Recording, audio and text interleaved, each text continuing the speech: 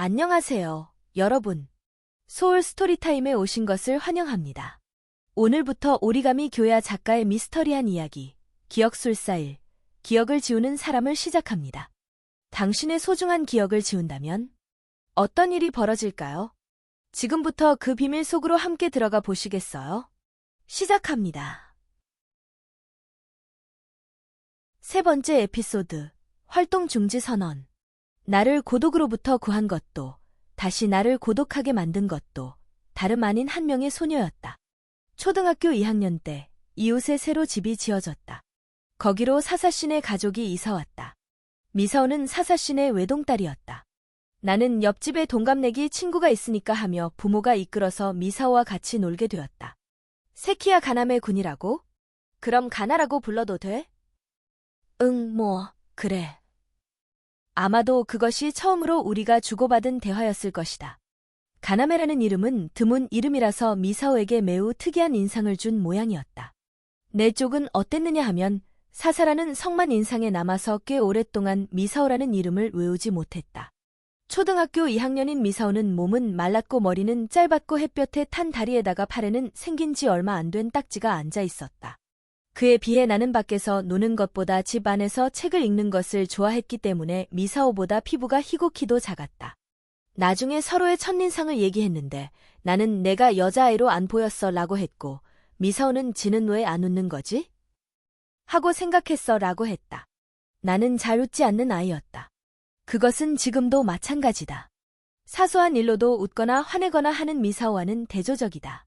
말을 걸어도 제대로 대답을 하지 않던 나의 어떤 면이 미사오의 마음에 들었는지 알 수 없지만 미사오는 매일매일 놀자고 나를 부르러 왔다. 나도 미사오가 부르면 밖으로 나갔다. 정반대처럼 보이는 우리 둘이 같이 어울리는 것을 어른들은 신기해했다.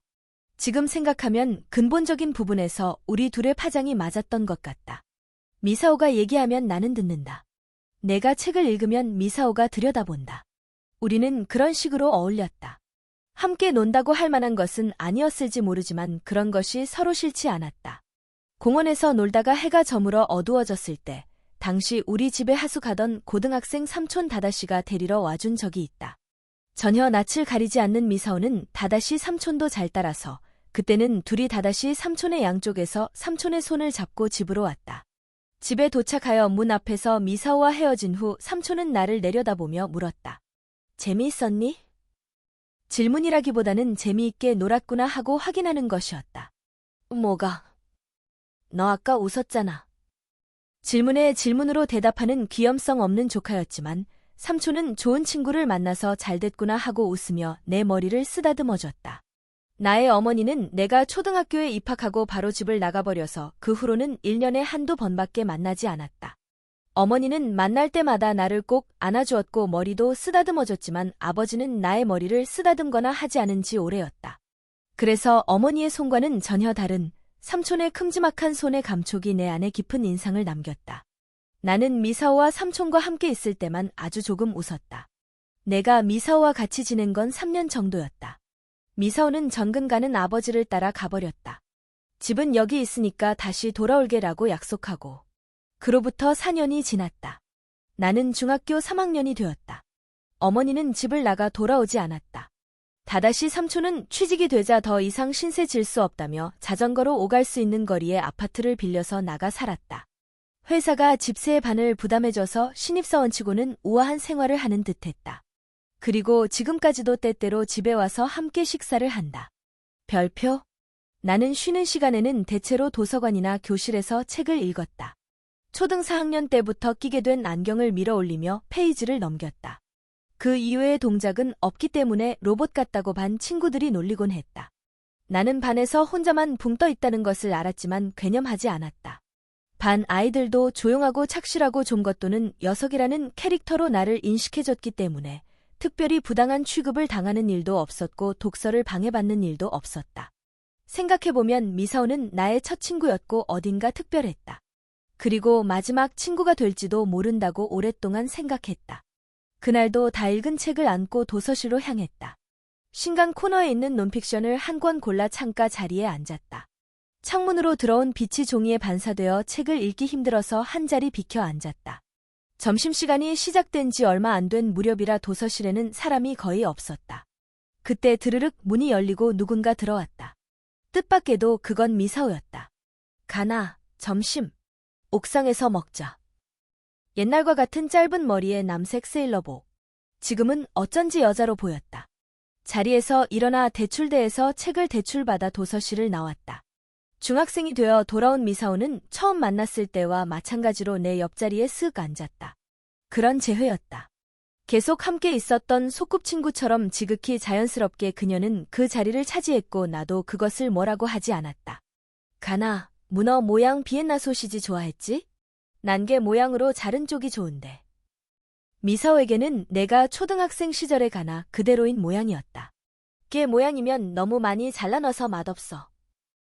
난 그래도 그게 더 좋은데. 문어 정도가 딱 좋아. 뭐 그렇게 진지하게 나와. 알았어. 그럼 자, 문어 줄게. 미사오는 화장을 하지 않았다. 달콤한 냄새도 나지 않았다. 말투도 끈적거리지 않았다. 그래서 안심이 되었다. 도시락 뚜껑에 올려 내민 비엔나 소시지를 할 수 없이 손으로 집어서 먹었다. 나의 점심은 빵이었다. 자. 솔직한 느낌을 말하자. 내가 만든 거야 하며 미사오가 웃었다. 별표? 미사오가 돌아왔구나. 잘됐네. 너희 둘 정말 사이 좋았잖니. 부엌에서 음식을 접시에 담으면서 다다시 삼촌이 그리운 듯이 말했다. 아버지는 귀가가 늦었다. 혼자 있을 때가 많은 나를 위해서 다다시 삼촌은 때때로 이렇게 와서 음식을 만들어 주었다.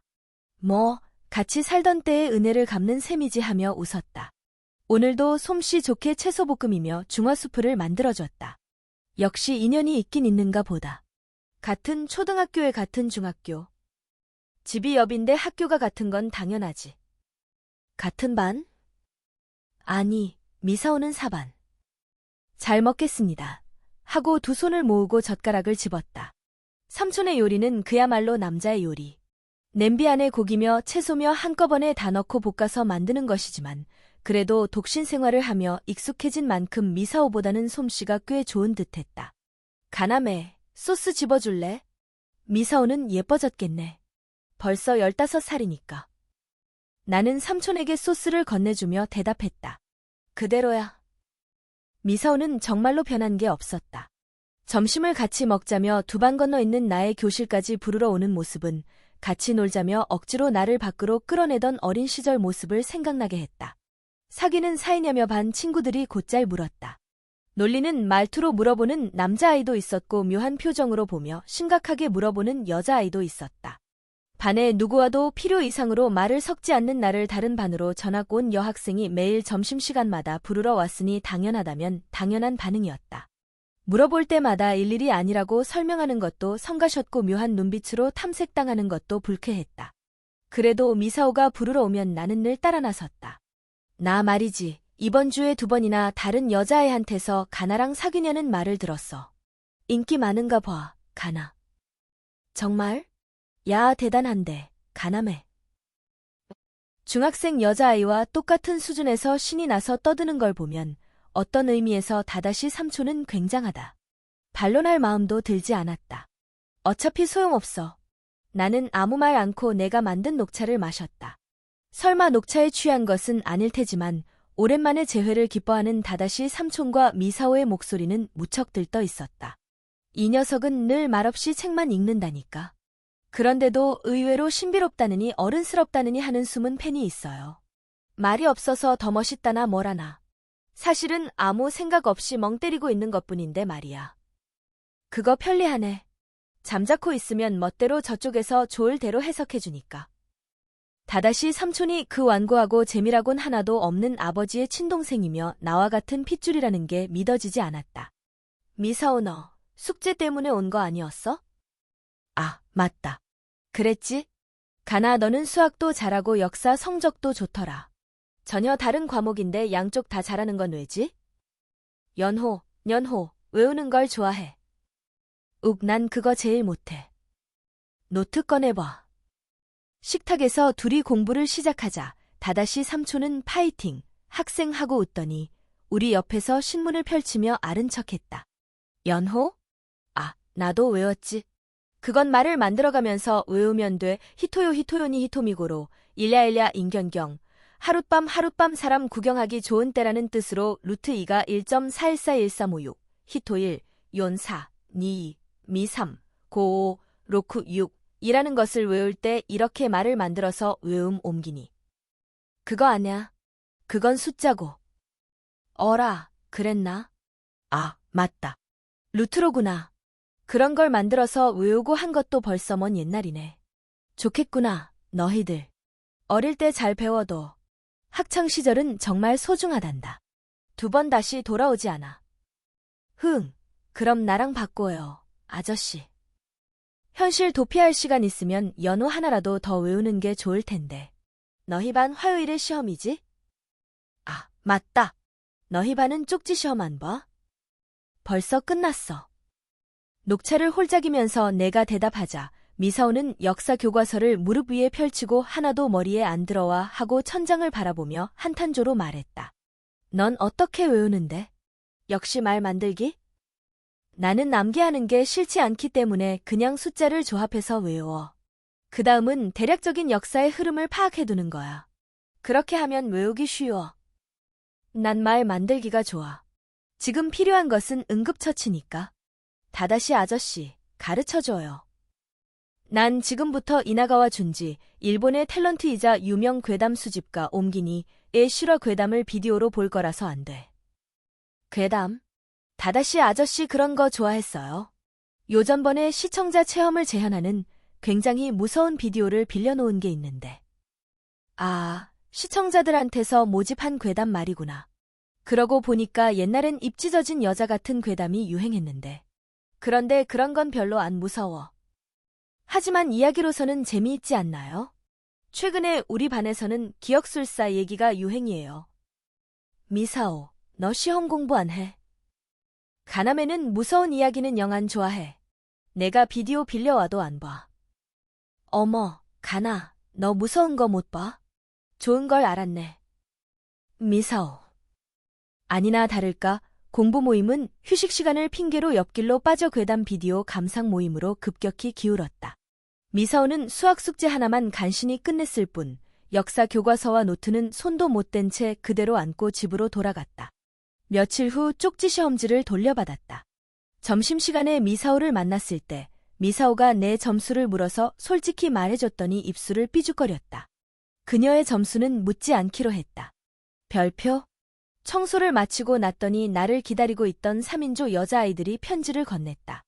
복잡하게 접힌 편지지를 펼쳐보니 형광펜으로 쓴 둥근 글자가 늘어서 있었다.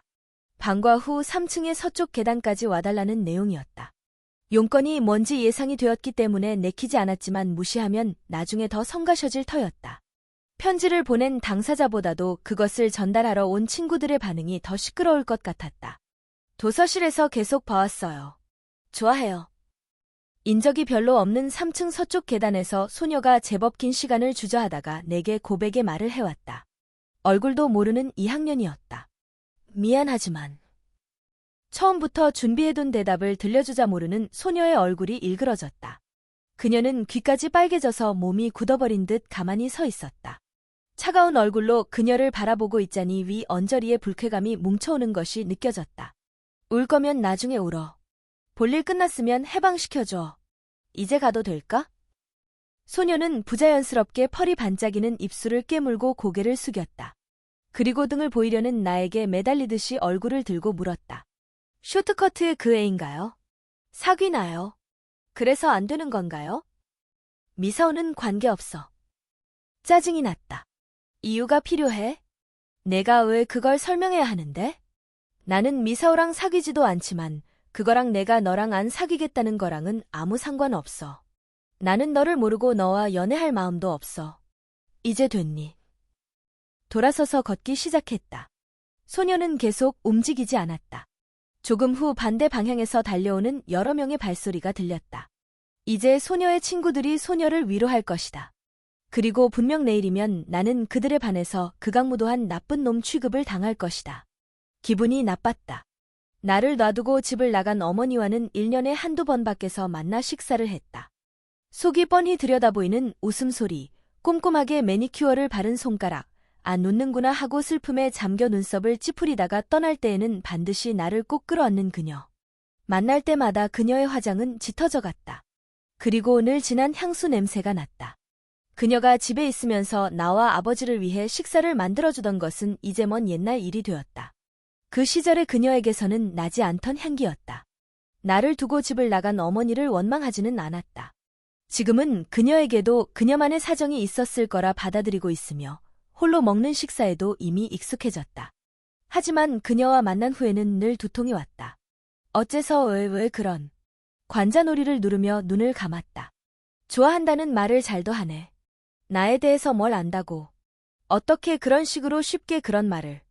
성가셔. 머리가 아프다. 아프다.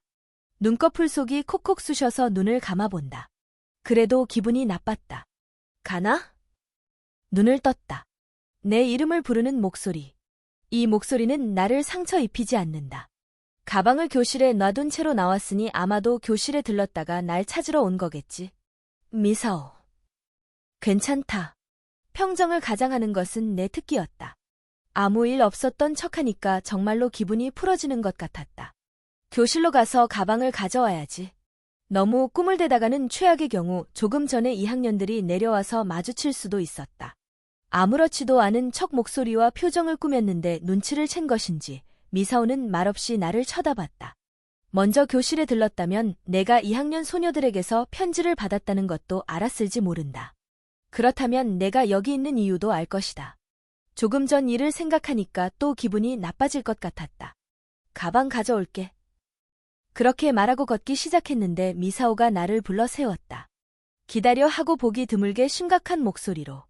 나는 멈춰 서서 미사오를 봤다. 미사오가 말을 꺼내기를 기다렸다. 미사오. 하교를 재촉하는 교내 방송이 흐르고 있었다. 플러스. 가나메가 웃지 않는다. 내가 그걸 알아챈 것은 가나메와 미사오를 데리고 몇 번쯤 식사를 하고 난 뒤였다. 정확히는 마지막으로 함께 식사를 하고 일주일쯤 지나서였다. 미사오가 4년 만에 돌아와서 반년쯤 지나는 동안 가나메의 표정이 부드럽게 변하는 걸 알 수 있었다. 나는 학교에서 가나메가 어떻게 지내는지 몰랐지만 적어도 내 눈에는 그렇게 보였다.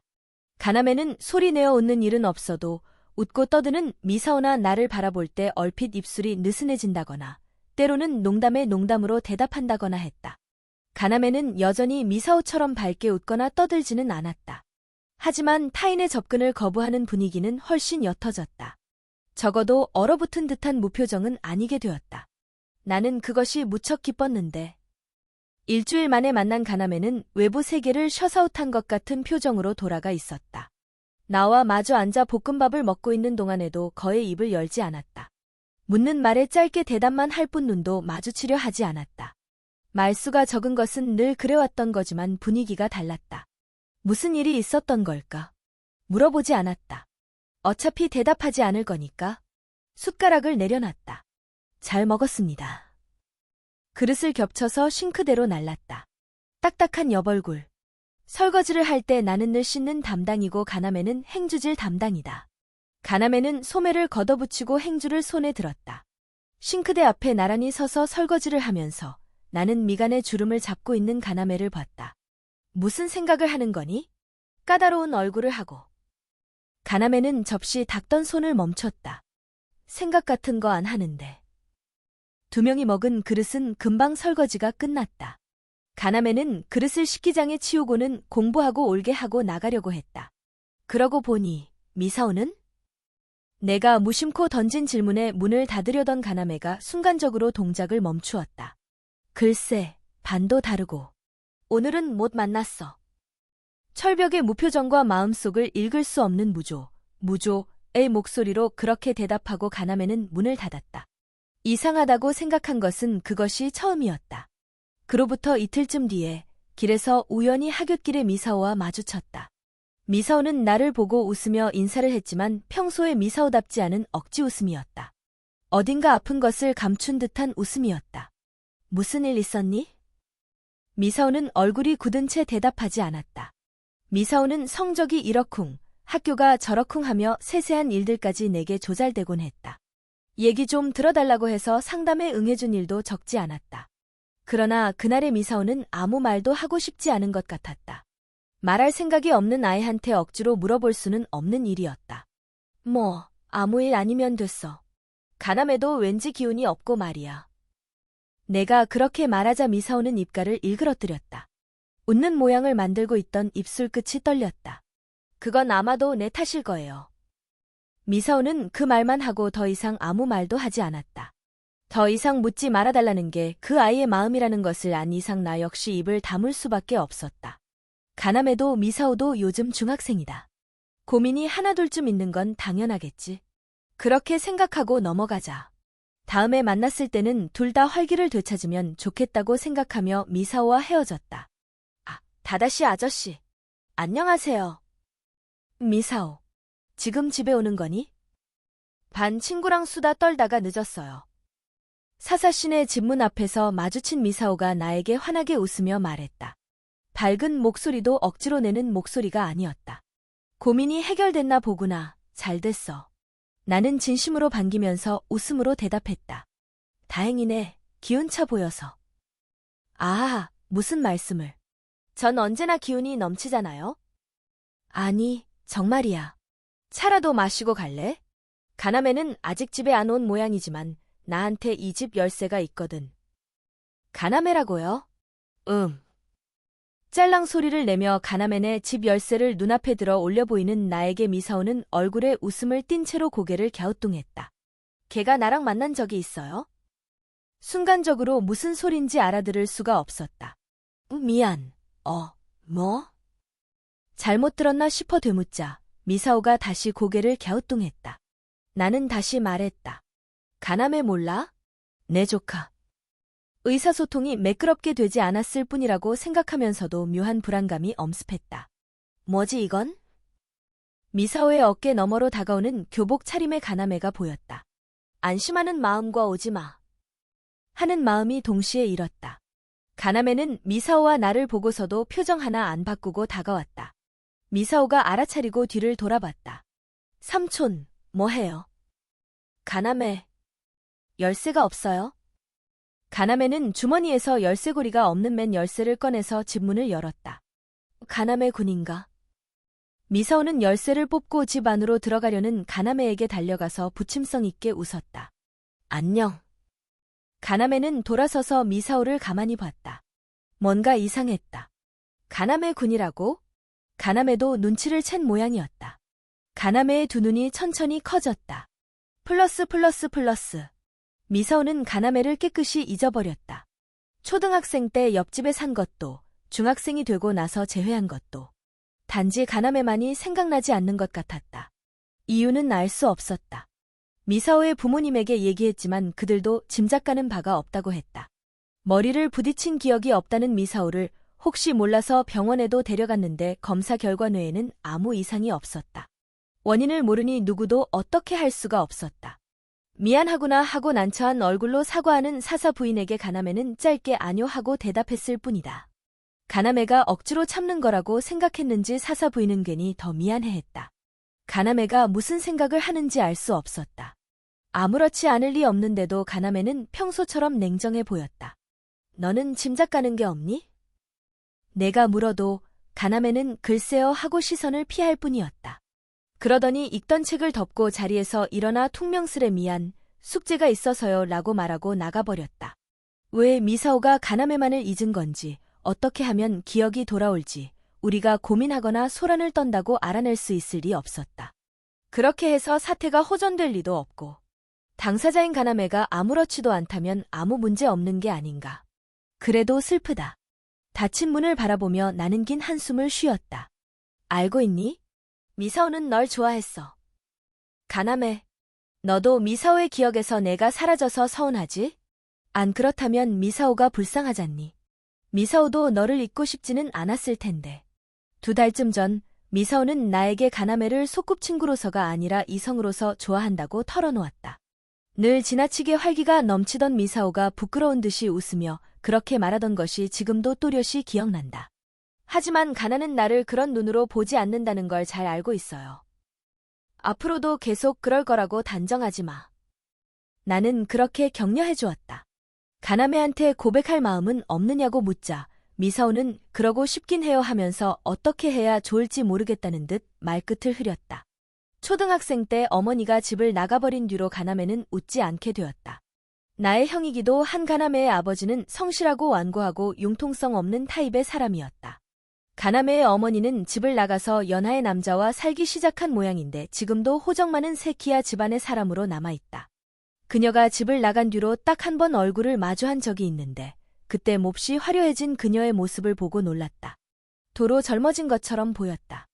새 연인의 취미인지 요염한 향수 냄새가 났다. 가나메는 1년에 몇 번쯤 그녀를 만나는 모양이었다. 그녀 쪽에서 연락해서 불러내는 것 같은데 만나고 돌아오면 가나메는 언제나 평소 이상으로 완벽하게 자신의 얼굴에서 표정을 지웠다. 그 탓일지도 몰랐다.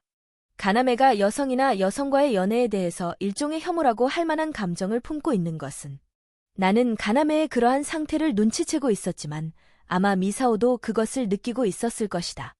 그래도 미사오에 대해서만큼은 가나메도 어깨에 힘을 뺄 수 있는 것 같았기 때문에 그녀라면 어쩌면 하고 생각했다. 내가 좋아한다고 고백하면 가나가 힘들어할까요? 부끄러운 듯 웃으며 뺨에 손을 대고 말하던 미사오. 그랬는데 지금은 가나메를 좋아했다는 사실조차 기억하지 못한다니. 미사오라면 가나메가 빙 둘러친 벽을 넘어서 가나메에게 다가갈 수 있을 거라고 생각했는데. 그럴 줄 알았는데. 나는 자기 방에 틀어박힌 가나메에게 커피 밀크를 가져다주고 밖으로 나왔다. 바로 옆 미사오네 집 2층 창문을 올려다봤다. 미사오의 방에 불이 켜져 있었다. 교복 차림의 소녀가 모퉁이를 돌아서 걸어가는 것이 보였다. 미사오의 친구가 놀러왔다가 가는 건지도 몰랐다. 미사오는 부침성 있고 밝은 소녀라서 친구가 많을 것이다. 그 중에서도 가나메는 분명 미사오에게 특별한 남자아이였을 테지만 그의 존재를 통째로 잊어버린 지금 미사오는 이미 말이 없고 무뚝뚝한 옆집 소년 같은 건 눈에도 들어오지 않을 것이다. 가나메를 그렇게 잊어버리다니 어떻게 이런 이상한 일이 일어날 수 있지 하고 고개를 꼬고 넘어가면 그만이란 말인가. 넌 그래도 좋니? 이틴 채로. 그래도 돼. 가나메? 그날 이후 나는 그 질문을 하지 못하고 있다. 물어도 될지 판단이 서지 않았다. 오늘도 못 물어봤다. 나는 두 집의 두 창의 등을 돌리고 걷기 시작했다. 별표. 차갑게 구는 모습이 오히려 위험해 보여서 시간이 날 때마다 가나메를 보러 집으로 찾아갔다. 나 이외에 유일하게 가나메를 웃게 할 수 있었던 미사오는 가나메를 잊어버렸다. 그러니 나라도 가나메 가까이에 있어줘야 할 것 같았다. 미사오가 가나메와의 관계를 영원히 기억해내지 못한다면 가나메의 얼굴에도 영원히 웃음이 돌아오지 않게 될까? 식사 준비를 하고 있는데 벨이 울렸다. 인터폰으로 미사오예요 하는 목소리가 들렸다. 지금 열어줄게. 가나메는 미사오가 온 것을 알자 갑자기 표정이 굳었다. 내가 현관까지 달려가서 문을 열자 미사오가 랩을 씌운 접시를 들고 서 있었다. 안녕하세요. 다다시 아저씨와 계셨네요. 이거 엄마가 가나메 군 영양 보충하라고. 연근이랑 토시랑 토란 졸인 것을 건넸다. 아직 따뜻했다. 고맙다고 하고 받아들었다. 맛있겠다. 좋은 이웃이네. 들어와서 차라도 마시고 갈래? 집에 가서 밥 먹어야 해요. 언제 가나메 군에 대해서 얘기 좀 해주세요. 가나메에 대해서? 네, 내가 알던 가나메 군 말이에요. 어렸을 때 일도. 얘기 듣다 보면 생각이 날지도 모르니까요. 식당에서 가나메가 나왔다. 미사오가 조림 가져왔으니까 먹어 하고 웃자 고마워라고만 대답했다. 미안, 아직 생각이 나질 않아. 내 탓이 아니잖아. 가나메는 퉁명스레 말하고 나에게서 접시를 받아들었다. 아줌마한테도 고맙다고 전해줘. 가나메는 인사치레로 그렇게 말하고 바로 등을 돌려버렸다. 미사오와 얼굴을 마주하고 기억하지 못한다는 말을 듣는 게 괴로운가 보았다. 응 하고 대답하며 가나메의 뒷모습을 바라보던 미사오는 쿨하네요 하고 싱겁게 웃었다. 나랑 가나메 군은 초등학생 때부터 같이 잘 놀고 친하게 지냈다고 엄마한테 들었어요. 그런데 나는 전혀 기억이 안 나요. 가나메 군은 그 점에 대해 별달리 말이 없지만 그래도 그렇게 친했다면 역시 미안하다는 생각이. 가나메를 잊었어도 미사오는 역시 미사오였다. 미사오의 얘기를 듣고 그나마 마음이 놓였지만 한편으로는 가슴이 아파왔다. 미사오가 가나메를 남자로서 좋아하게 되었다는 사실은 아마도 나밖에 모를 것이다. 미사오는 그 마음을 잊어버렸지만 그 마음은 분명히 존재했다. 있잖아요. 다다시 아저씨, 나랑 가나메 군이 그렇게 사이가 좋았나요? 가나메 군은 학교에서 봐도 조용하고 뭔가 좀 가까이 다가가기 어려운 느낌인데.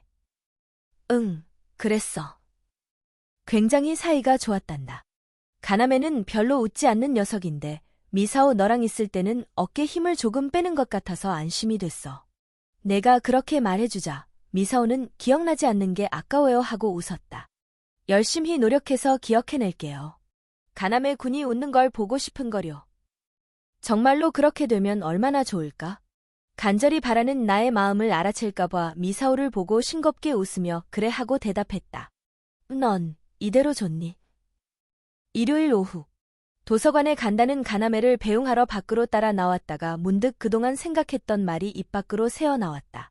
뭐가? 이 튄 채로 있는 것 말이야. 가나메는 어디까지나 냉정하게 대답했다. 좋다 나쁘다. 내가 말한다고 어떻게 되는 것도 아니잖아. 무심하게 숄더백의 어깨끈을 고치며 말을 이었다. 원인이 뭔지도 모르니 대처할 방법도 없고. 그래도 뭔가 원인이 있을 것 아냐? 머리를 부딪혔다든가 우리가 모르는 곳에서 말이야. 미사오의 친구들한테도 짐작가는 게 없는지 물어볼 수 있잖아. 그런 거 미사오가 이미 물어보고 다니겠지. 마치 남의 일 이야기하듯이 아무런 감정 표현도 없이 무뚝뚝하게 그렇게 말했지만 가나메라고 아무런 느낌이 없을 리 없었다.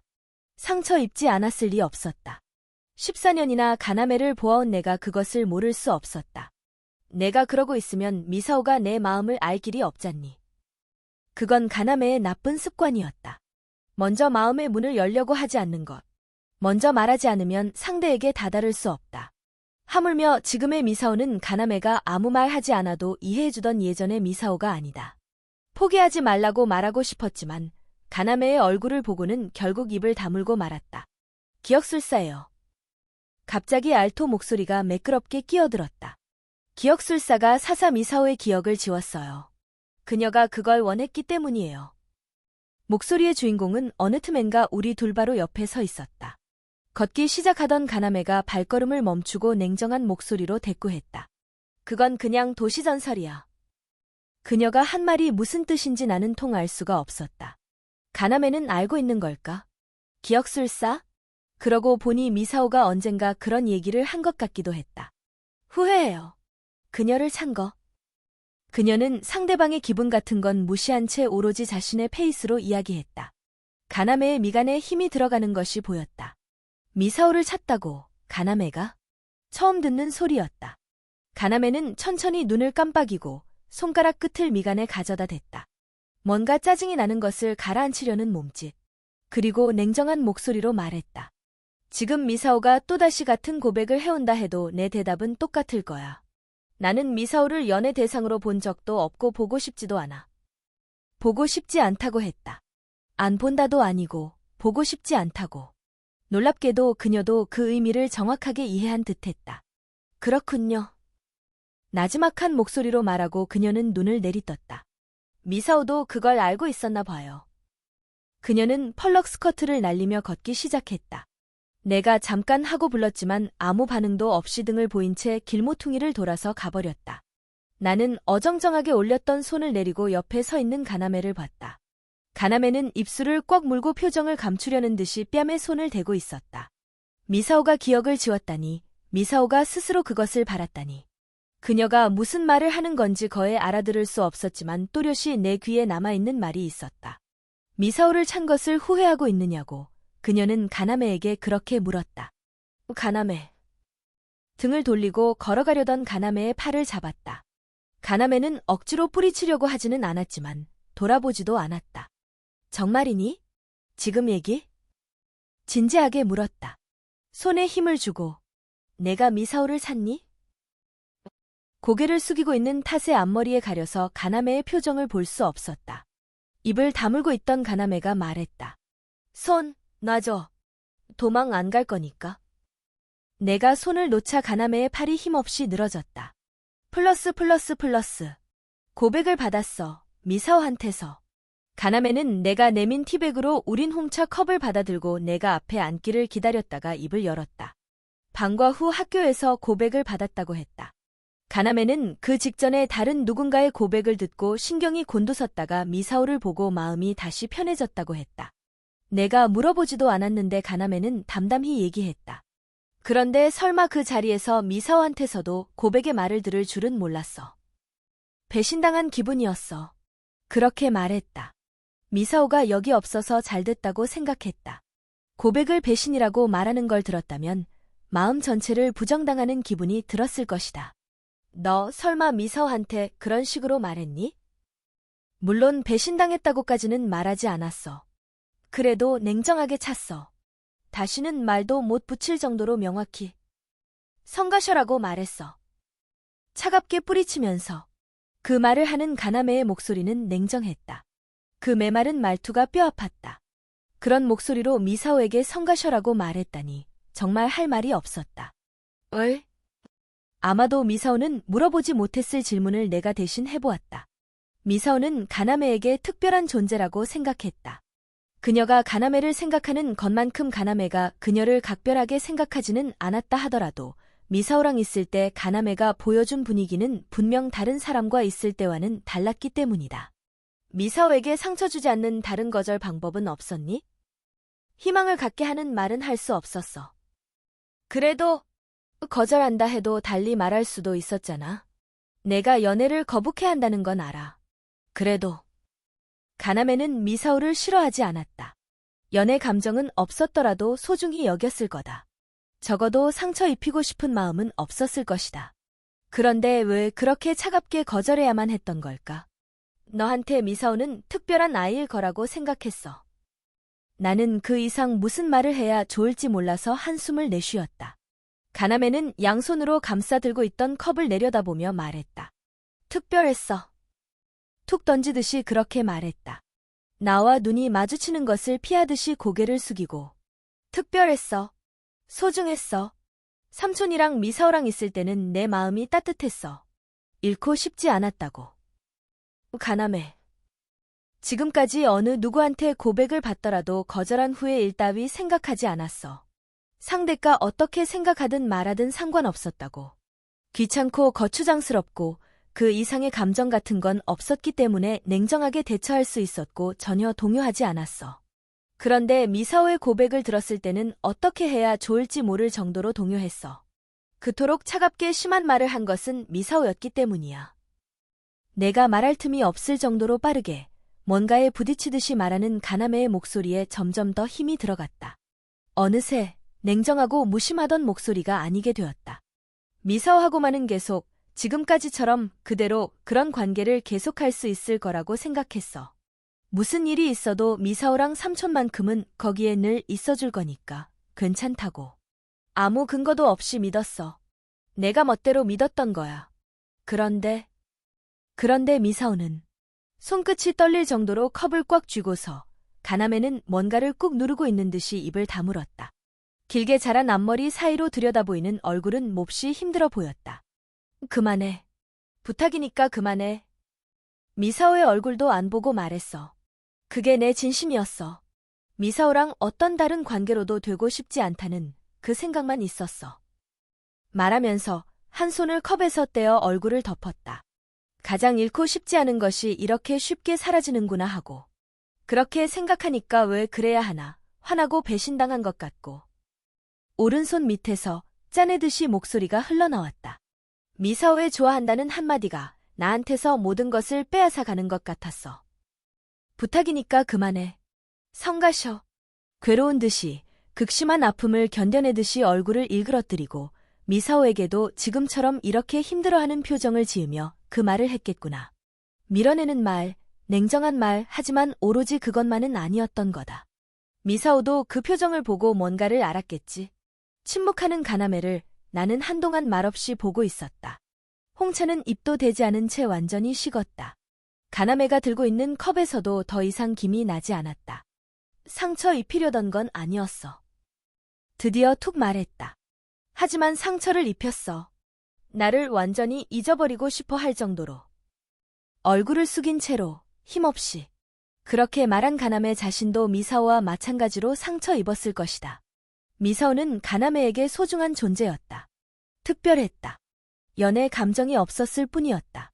가나메가 미사오에게 연애 감정을 갖지 않았던 것도, 미사오가 가나메에게 연애 감정을 가진 것도 모두 어쩔 수 없는 일이었다. 누구도 어떻게 할 수 없는 일이었다.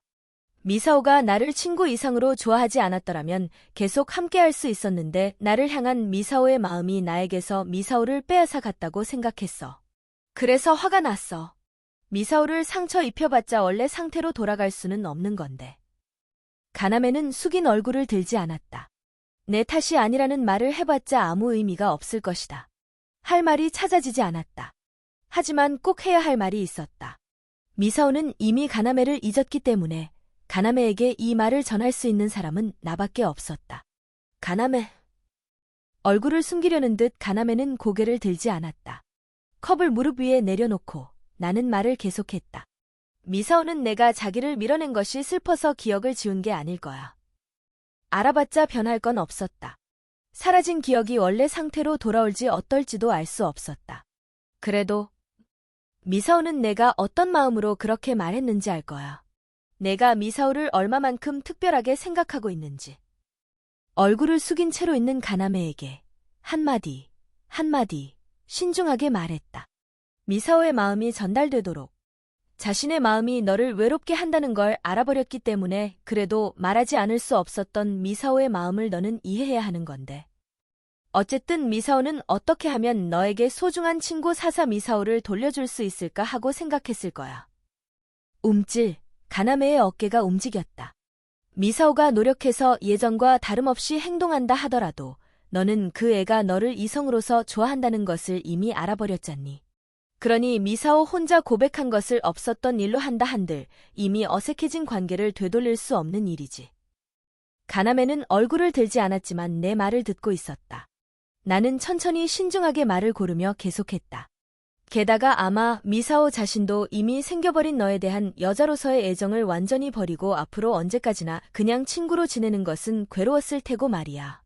하지만 만약에 미사오가 너를 깨끗이 잊어버린다면. 한 번 말을 끊고 숨을 들이쉬었다 내쉬었다. 그렇게 한다면 자신의 속에 생겨났던 연애 감정도 당연히 사라져버리겠지. 그러면 너를 올가매던 것도 없어질 것이고. 그것밖에 방법이 생각나지 않았던 거야. 자신의 의지로 기억을 지우다니 꿈같은 얘기지만 만약 그런 일이 가능하다면 미사오가 기억을 지우려 한 것은 분명 가나메를 위해서였을 것이다. 그것이 가나메와 친구로 돌아가기 위한 유일한 방법이었으므로. 미사오는 연애 감정만이 전부가 아니었어. 내가 미사오를 생각했던 것과 똑같이 미사오 또한 친구로서의 너도 좋아했던 거야. 가나메. 그러니까 넌 배신당한 게 아니야. 가나메는 느릿느릿 얼굴을 덮고 있던 손을 떼었다. 그리고 아주 조금 얼굴을 들고 그러고 나서 이번에는 눈을 덮었다. 참회하듯이 고개를 숙이고 한동안 그렇게 있었다. 소리 없이 흐느끼며. 별표? 조용한 복도에 나 혼자 서 있었다. 다다시 삼촌과 이야기를 나눈 다음 날, 잠을 못 잤지만 머리는 상쾌했다. 그래서 보통 때보다 이른 시간에 등교해봤다. 학교 안에 사람은 거의 없었다. 조용했다. 운동부만이 운동장에서 아침 연습을 하고 있었다. 멍하니 복도에 서서 창밖을 보고 있자니까 드문드문 등교하는 학생들이 보였다. 그중에 미사오도 있었다. 미사오는 내가 창문으로 자신을 보고 있다는 것을 알지 못했다. 기억을 잃기 전 미사오는 매일 아침 집으로 나를 부르러 왔다. 따로 볼 일이 없으면 함께 등하교하는 것이 당연한 일이었다. 잊히고 싶었던 게 아니야. 중얼거렸다. 후회해도 늦었지만 미사오에게 다시 한번 웃는 얼굴을 보여주고 싶었다. 미사오가 나에게 연애 감정을 품기 전의 관계로 돌아가고 싶었다. 그 마음뿐이었다.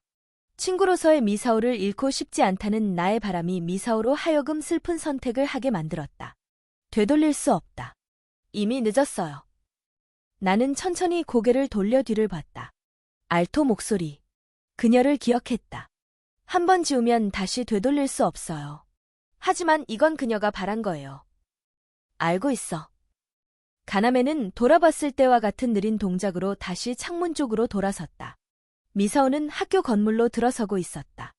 그녀가 당신을 기억하는 일은 없을 거예요. 앞으로 어떻게 될지는 모르죠. 이대로 평범한 이웃으로 지내게 될지도 모르고 당신이 원했듯이 친구로서의 관계를 다시 쌓아갈지도 몰라요. 다시 시도해봐요. 새로운 기회가 주어진 거니까. 이번에는 연애 같은 거 빼고 좋은 친구가 될지도 모르잖아요. 유리창에 비친 그녀가 뭔가 생각하듯이 둥글게 구부린 손가락을 턱에 갖다 댔다. 아니면, 그래요. 그녀는 다시 당신을 사랑하게 될지도 몰라요. 무슨 일이 있었는지 모르니까. 손톱 끝으로 웃는 모양을 짓던 입술을 더듬듯 만지작거리며 그녀는 말했다. 그러면 또 지워버리면 되죠. 유리창의 알토 목소리에 그녀가 등을 돌리는 모습이 비쳤지만 돌아보지 않았다. 아이들의 발소리와 말소리가 차차 늘어났다. 몇 명쯤이 내 뒤를 지나쳐서 교실로 들어갔다. 사반 교실로 걸어가던 미사오가 나를 알아보고 멈춰 섰다. 아, 안녕. 가남에 너 일찍 왔구나. 내가 돌아보자 변함없이 웃는 얼굴이 거기 있었다. 늘 나에게로 향하고 있던 웃는 그 얼굴이었다. 갑자기 가슴이 미어지는 듯한 행복감과 통증이 지나갔다. 안녕. 나는 입술에 힘을 줘서 웃는 얼굴을 만들어 보였다. 어색했는지 모르겠다. 하지만 그것은 생각했던 것만큼 어려운 일은 아니었다. 미사오는 기쁜 듯이 내게 웃음을 되돌려줬다. 자, 여러분. 오늘은 오리가미 교야의 기억술사일, 기억을 지우는 사람, 세 번째 에피소드, 활동 중지 선언 장까지 함께 들으셨습니다. 기억을 둘러싼 미스터리가 점점 더 깊어지고 있네요. 다음 챕터에서는 또 어떤 비밀이 밝혀질까요? 궁금하시다면 다음 이야기에서 만나요. 편안한 밤 되세요. 안녕.